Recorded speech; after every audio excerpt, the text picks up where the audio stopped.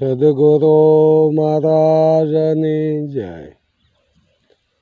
હવે અત્યારે બધા આ સમયને કળયુગ કળયુગ કહે છે. આ કળયુગ, આ સુવિધા આટલી ક્યારેય સુવિધા નથી. સતયુગમાં કયો સતયુગ કહેવાય? બ્રહ્મા વિષ્ણુ મહેશ હતા તો આમાંય પાખંડ તો હતા જ.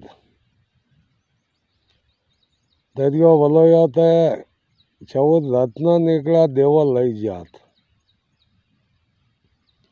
જ્યાં નીકળ્યું તો દાનવને આપી દીધું. દરિયો વલોવામાં પૂંછડાનો ભાગ દેવોએ ઝાલ્યો, મુખનો ભાગ એ દાનવોને આપ્યો.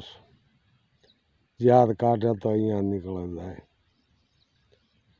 સતયુગમાં પાર્વતી પીર જાય. પછી ઘણા ટાઈમ વીઆઈ ગયા એટલે શંકરને મળવાની ઈચ્છા થઈ પાર્વતીને, અને મોશીનું રૂપ લીધું. જ્યાં એની હરફર હતી, પાણી ભરીને આવે ને એવી હરફરમાં દુકાન નાખી, અને એવી મોહિત મોજડી બનાવી કે જે કોઈ સ્ત્રી એને જોવે તા મોહ પામી જાય. એટલે પાર્વતીજી ને એની સખી ત્યાં નીકળ્યા. મોશીડા મોજડી મારે લેવી, આની કિંમત શું? કે એ તો કોઈ નથી દેવાની, પણ જો કોઈ મારા ઘીરે રોટલો ઘડે તો એને પહેરાવીશ. પાર્વતીજીને એમ થયું કે અહીંયા ક્યાં શંકર જોવે, લાઈને 2 રોટલા ઢીબી નાખું. રોટલા ઘડી રહ્યા, લ્યો કે મોશી આ રોટલા તૈયાર. કહેતા હું તો શંકર છું, તમે મોજડી હાટું થઈને આ મોશીના રોટલા ઘડ્યા, હવે નહીં બને. સતયુગ વાત કેમ વાદ વિવાદ થયો?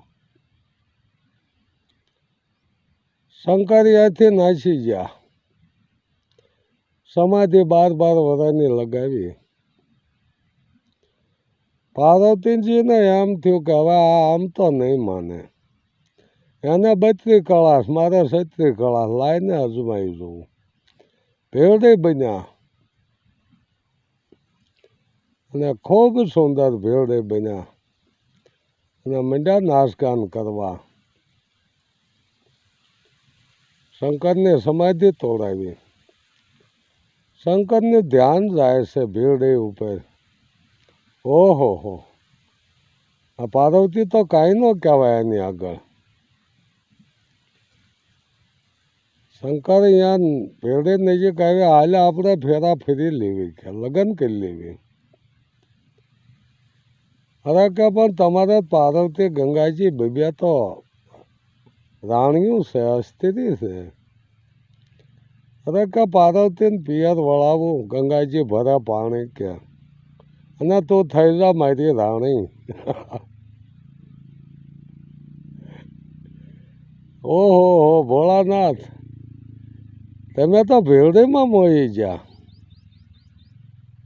એકબીજાને ક્ષેત્રે, આને સતયુગ કહેવાય.